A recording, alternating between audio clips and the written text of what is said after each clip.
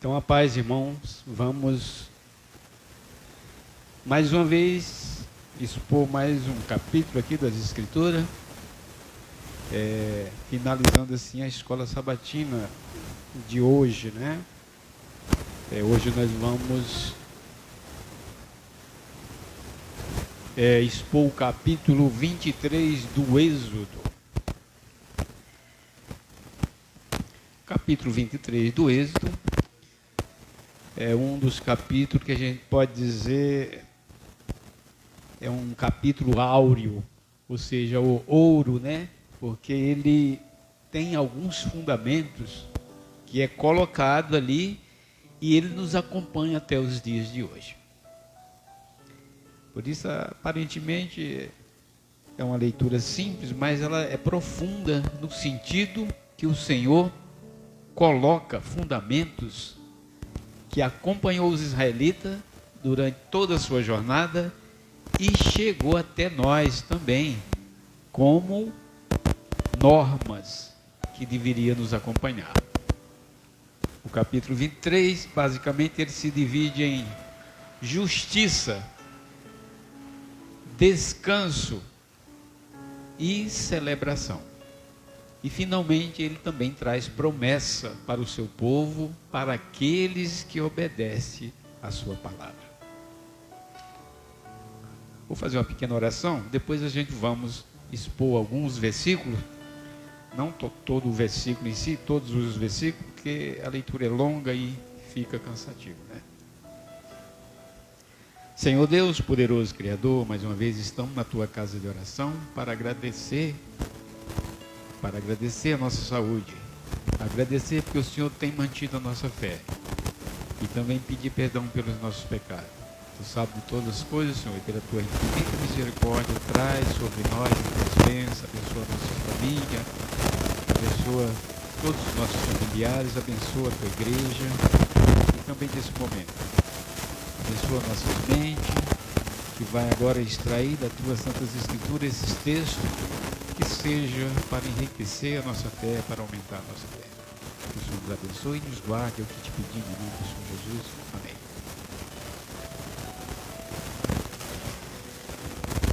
Então, semana passada, obviamente, foi o capítulo 22, que fala sobre as leis que o Senhor cria para o seu povo. Afinal, o Senhor estava com uma nação inteira para dirigir. E leis deveria ser específica e criada. Isso não quer dizer que não havia lei antes. Mas Deus agora, ele coloca como normas. Coloca mais evidente o que ele quer do seu povo. Porque antes mesmo de ser colocada a lei, que foi colocada depois do Egito, 400 anos do cativeiro, a gente sabe que teve Abraão, que viveu antes desses 400 anos. E Abraão era um homem que, segundo o Senhor, diz que cumpriu todas as suas leis, estatutos e mandamentos, cumpriu todos. Se ele cumpriu, é porque já existiam leis naquela época, claro. Abraão foi um dos cumpridores de todas essas leis. Mas, no entanto, de uma maneira direta, o Senhor dá com mais detalhe, com mais organização, após o cativeiro lá do Egito, né? Ele começa, é ali que ele coloca os 10 mandamentos e tudo mais. Mas vamos aqui para o capítulo 23, que faz parte da organização do povo, como que o Senhor começa a dar leis mais específicas. E aqui no primeiro bloco aqui, que é de 1 até o versículo 9, ou versículo 11, é praticamente leis de justiça. Só quer que o seu povo seja justo entre si. E por isso, ele diz: não levantarás falsos boatos, e não pactuará com o ímpio para ser testemunha injusta. Às vezes a pessoa aceita ser testemunha falsa, né? Para ajudar alguém, ou tipo assim. Mas o Senhor já advertiu O 2, não seguirá a multidão para fazeres o mal, nem numa demanda darás testemunho acompanhando a maioria para perverter a justiça. Às vezes a pessoa diz a voz de Deus, a voz do povo é a voz de Deus, né? Todo mundo está falando desse jeito, todo mundo está fazendo isso, eu também vou fazer. Mas não devemos fazer isso. Quantas vezes a gente sabe que caminhões chegam aí, e porque um vai, o outro vai, o outro vai, o outro vai, e todo mundo saqueia a carga, dizendo, todo mundo foi, eu também vou. Mas não está certo. O errado, está sempre errado. Pode ir quantos forem, você deve ficar na sua, porque Deus não vai te abençoar quando você faz isso, quando fazemos isso. O 3, nem mesmo ao pobre favorecerás na tua demanda. Às vezes o juiz ou alguém, ele é pobrezinho, vamos torcer para o lado dele porque ele é pobre. Mas nem mesmo ao pobre devemos fazer justiça. Se ele está devendo, independente de ser rico ou pobre, ele deve pagar pelo seu erro, ou não deve ser favorecido. Essa semana a gente sofreu um golpezinho ali na loja, que alguém acabou ficando com 500 tijolos nossos. Não foi possível recuperar, né? Se envolveu numa situação. Aí, depois, quando ele percebeu que sofreu o golpe, ele disse assim, vamos fazer o seguinte, vamos dividir o prejuízo. Aí, fazer o quê? Eu disse, não posso, amigo, eu poderia até te vender a preço de custo. Mas, enfim, ele acabou, porque é pobre, ele disse que vai dividir o prejuízo. Mas, enfim, deixando isso para trás, vamos continuar. Se encontrares desgarrado o boi do teu inimigo ou o seu jumento, sem falta o reconduzirá, ou seja, ao dono, né? Ou seja, você encontra um animal do teu inimigo, aquela pessoa que não se dá muito bem contigo, é adversário em alguma situação, nem mesmo assim você deve ignorar, o animal está ali com a necessidade, está dependendo de você, você viu ali, você não deve ignorar, você deve levar ao dono que provavelmente pode até ser o inimigo. Agora imagine se fosse o próprio dono do jumento, né? Ou seja, o próprio inimigo, se você encontrar numa situação que só depende de você, você deve ajudar. Encontrar teu inimigo sangrando aí, com alguma necessidade que precise de uma urgência, de um socorro, você deve se apresentar e tentar socorrer. Esse é o que Deus queria para o seu povo e ainda quer. Ou seja, são coisas que devem estar na nossa vida. Agora, se vires deitado debaixo da sua carga, né, o jumento, né, daquele que te odeia, não passarás adiante, certamente ajudará a levantar. De repente o jumento saiu ali, né, com a sua carga, desgarrou-se da manada e caiu, tropeçou, está ali precisando de ajuda, mesmo sendo um animal e sendo do meu inimigo, a gente deve socorrer, ajudar. Ver como Deus é justo, né? Deus é justo e a gente devemos também ser sensível, né? Tanto o animal como principalmente o animal que está com uma necessidade maior, né? Que está ali sofrendo. Continuando, não perverterá o direito do teu pobre na tua demanda.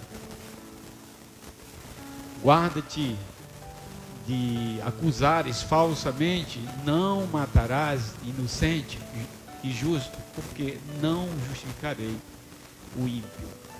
Ou seja, isso é uma extensão dos 10 mandamentos, os 10 mandamentos que foi dado lá no versículo capítulo 20, ele começa a ter uma extensão aí, começa a ser fortalecido para todo o povo. Também não aceitará peita, porque peita cega os que têm vista e perverte as palavras do justo. Peita quer dizer presente, sabe que em algumas versões fala diferente. Não aceita, peita, ou seja, corrupção, né? A pessoa dá uma agradinha ali, porque sabe que tem um problema sério contra ele, ou seja, um juiz. O juiz aí vai julgar a tua causa e tu sabe que tu é culpado, e tu vai lá dar um presentinho para ele, para ver se ele muda a sentença, para aí advertindo os juízes. Outra assim, não oprimirá o estrangeiro, pois vós conheceis o coração do estrangeiro, porque foste estrangeiro na terra do Egito. Outra vez o Senhor também, ele cita muito essa questão do Egito.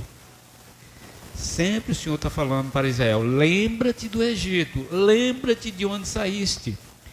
Ou seja, o que você não quer para você, não deve querer para o teu próximo.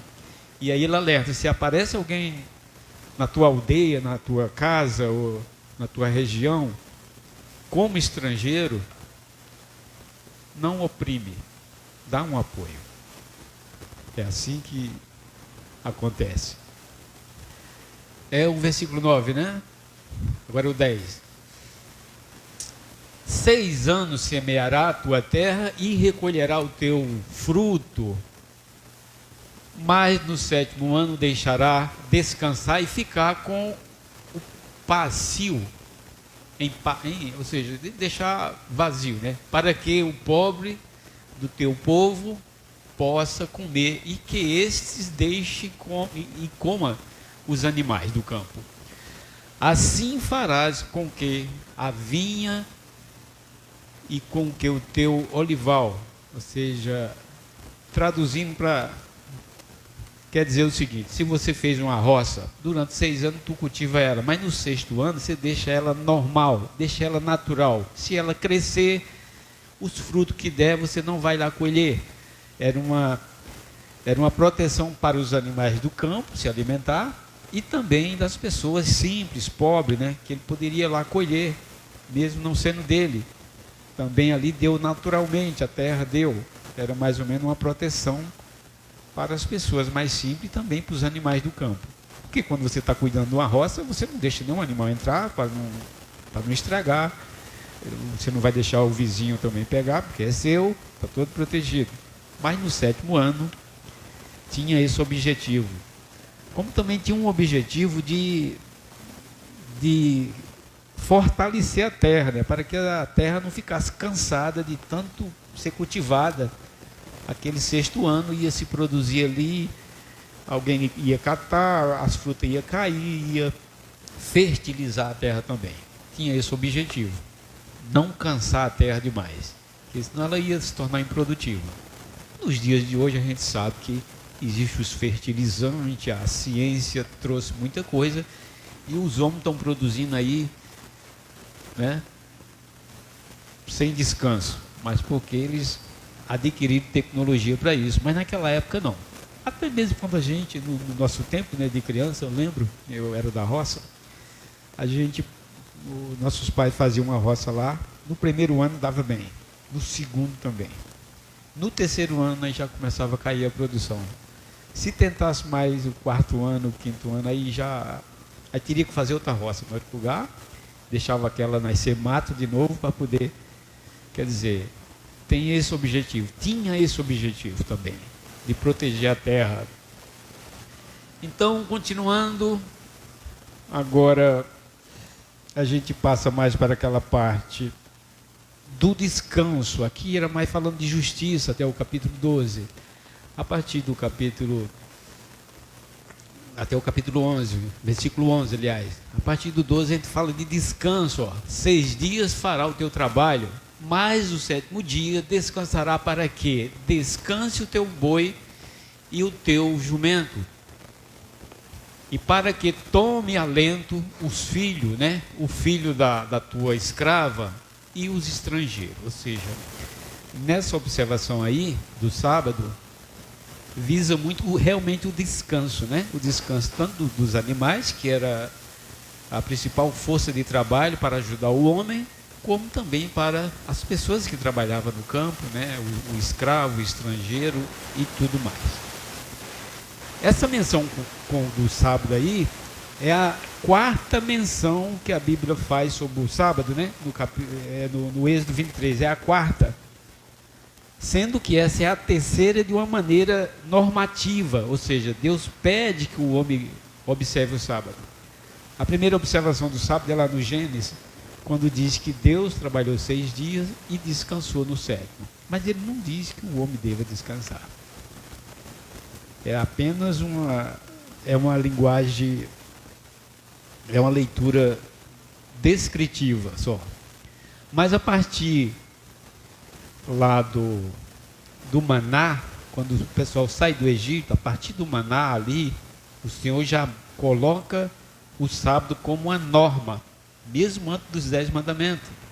Ele coloca como uma norma e diz assim, é a segunda vez que o sábado aparece e a primeira como uma norma: vou te dar o sábado para provar se vocês me obedecem. Aí a terceira vez que o sábado aparece é nos 10 mandamentos, e é a segunda de forma normativa, quando é bem claro ali como devemos guardar o sábado e por quê. E agora a quarta vez que o sábado aparece, né? Aqui no Êxodo 23 e o versículo 12, ele aparece pela quarta vez, mas já é a terceira vez de uma forma normativa para que seu povo descanse. Ou seja, é muito importante a gente observar esses detalhes, porque o Senhor sempre foi muito cuidadoso para com seu povo e para que eles pudessem lhe adorar, tivesse condição para isso, e para isso veio um dia especial, não só para descansar, mas para que você tenha um tempo para com Deus.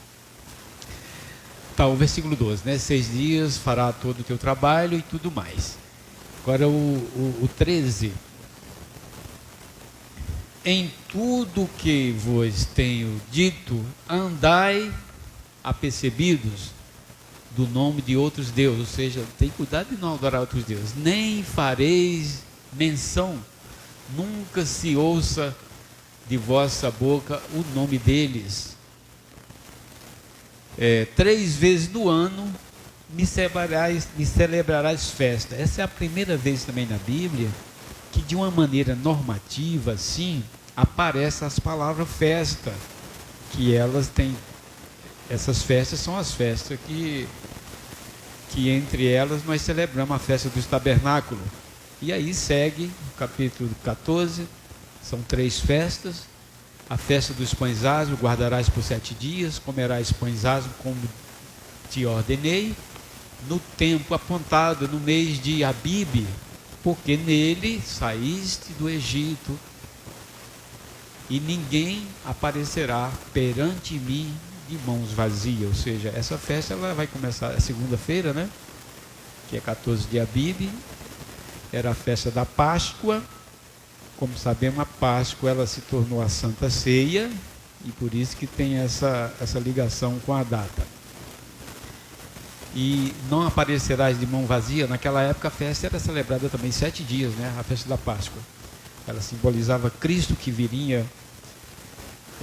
Ela celebrava na época naturalmente, ou seja, a colheita material mesmo, de frutos que eles colhiam na época. Sabemos que hoje a colheita ela é espiritual, né? Então segue ali, a festa dos pães asmos, guardareis por 7 dias e tudo mais.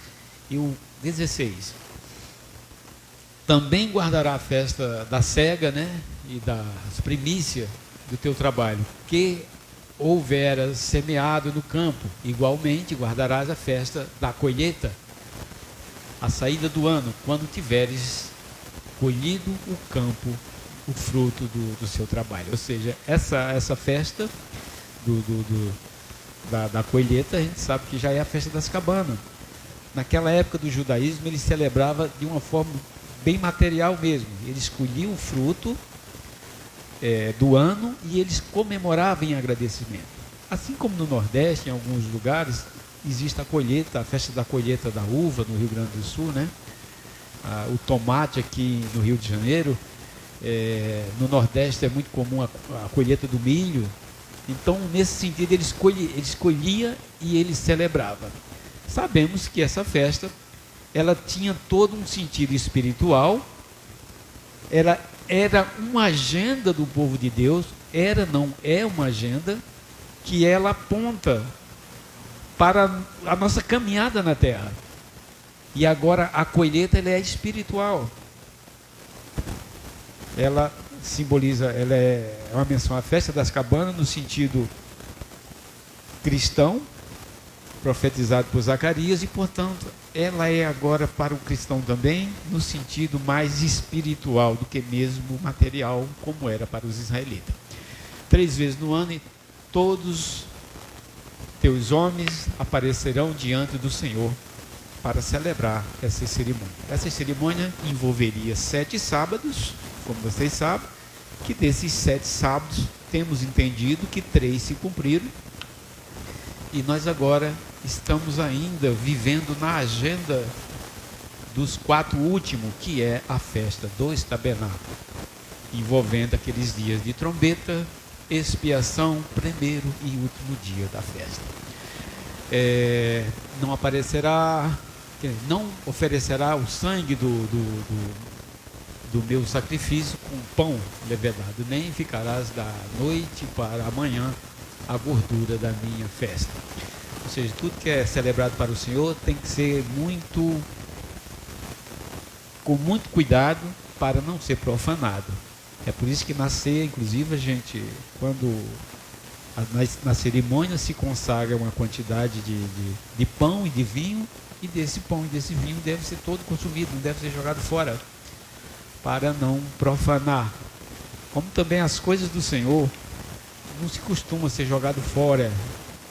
A melhor maneira como para você descartar algo que foi consagrado ao Senhor é queimando. Por exemplo, esse púlpito. Se eu achar que ele não está mais servindo, é melhor fazer uma fogueira e queimar ele. O nosso véu também as mulheres usam, né? Se a gente perceber que ele está ficando envelhecido e quer trocar, ou guarda ele bem guardado. Mas o melhor, às vezes, é queimar mesmo. Porque você, por algum motivo, pode esquecer e ele foi consagrado e agora fica pelo chão, ou de alguma maneira, né? Por isso que é necessário, é mais importante, né? Ou seja, algo que foi consagrado para o Senhor, se não for consumido, ou se não estiver mais utilizando por algum motivo, se queimar. É a festa das primícias, do fruto da tua terra, trará para a casa do Senhor teu Deus. Não cozerá o cabrito no leite da tua mãe. Ou seja, tem pessoas que fazem carne com leite, né? Pessoas que comem carne. Não é o meu caso, né? Não é o caso de vocês, ou da maioria, né? Mas eu nunca gostei de leite. Muito menos misturado com carne, né? Tem pessoas que fazem o que é feito com carne aí normalmente? O leite é estrogonofe, é feito com creme de leite, né? Houve essas proibições na época de não misturar leite com carne, ou seja, não cozinhar carne no leite da própria mãe, né? Eis que eu envio um anjo, e aí já começam as promessas do Senhor para o futuro. Nesse capítulo já é o capítulo 20, né? A parte das promessas. Deus reafirma que vai estar com o seu povo. Eis que envio um anjo diante de ti para te guardar-te pelo caminho e conduzir-te a um lugar que tenho preparado. Então o Senhor tem um lugar preparado para nós, o Senhor teve um lugar preparado para os israelitas, continua tendo promessas para eles e para nós, e que nós venhamos a alcançar, né, esse lugar que o Senhor nos prometeu. Mas para isso temos que ser obedientes, devemos nos esforçar para estar do lado do Senhor, porque o Senhor vai nos proteger. Aqui os versículos seguintes seguem com muitas promessas, que não vai tirar as doenças, não vai haver estéril no meio do povo, enfim, o capítulo segue com muitas promessas, e nós devemos estar preparados também para receber essas promessas. Mas como sabemos, não é de graça, não é assim, as coisas não caem literalmente do céu. Nós devemos buscar, devemos fazer a nossa parte. Nós vimos hoje a leitura de 2 Reis 5, né, que fala de Naamã, e ali a gente vê claramente como é que Deus age. Deus quer que a gente faça a nossa parte. Deus poderia curar Naamã simplesmente do nada. Ele não precisava dar nenhum passo, bastava dizer que quer ser curado. Mas ele teve que ir lá naquele rio, um rio específico, um rio que era longe. Os rios que ele conhecia era ali na Síria, ele era do sul, ali da Síria, do sul não, do norte. A Síria fica mais para o norte. Ele conhecia aqueles rios dali, eram rios limpos, muitos rios, e ele disse, por que eu não posso ir nesses outros rios? Tem que ir lá para Jerusalém. E menosprezou Jerusalém, menosprezou o rio que o profeta mandou. E aí, mas tudo bem, ele foi convencido, né? A doença dele era grave. E aí, tudo bem, eu vou fazer esse sacrifício. E ele foi curado. Mas ele teve que ir. Ele teve que fazer algo, ele teve que falar com o profeta, ele teve que se humilhar de um modo geral. Então é isso, irmão, precisamos ter certeza de que a nossa vida vai ter problema. Vamos ter aflições, vamos ter embaraço na nossa vida, alguém vai se atravessar no nosso caminho, a gente tem que procurar se desviar para buscar o Senhor e não se desviar dele mesmo na angústia. As promessas são para aqueles que crê, as promessas são para aqueles que buscam e se esforçam. Amém? Para não tomar muito tempo, vamos terminar. E alguém tem um hino aí? Não, né? Deixa eu ver aqui. Não, vamos fazer uma oração. Em seguida nós vamos com as bênçãos finais. Senhor Deus, poderoso Criador, mais uma vez estamos agradecidos, porque até aqui o Senhor tem nos ajudado. Agradecido, porque o Senhor nos trouxe até aqui para a tua escola sabatina, a qual também estamos encerrando em teu nome. Que o Senhor continue nos abençoando, abençoa a nossa semana, abençoa nossas famílias, abençoa cada um aqui que representa uma casa, representa um lar. Que aqueles que se afastaram, que o Senhor traga para a tua casa. Sabemos, Senhor, que esse mundo está mergulhado numa corrupção tremenda, cada dia mais se afasta de Ti. Mas que a gente jamais seja levado por essa onda, mas que a gente continue firme, Te obedecendo, Te buscando em espírito de verdade. Que o Senhor abençoe também a ceia que vai ser dada durante a semana, na semana que vem, que seja para a honra e glória do Teu santo nome, que seja para também aumentar a nossa fé. É o que te pedimos em nome do Senhor Jesus. Amém. Então, irmão Zé Maria, nos traz as bênçãos.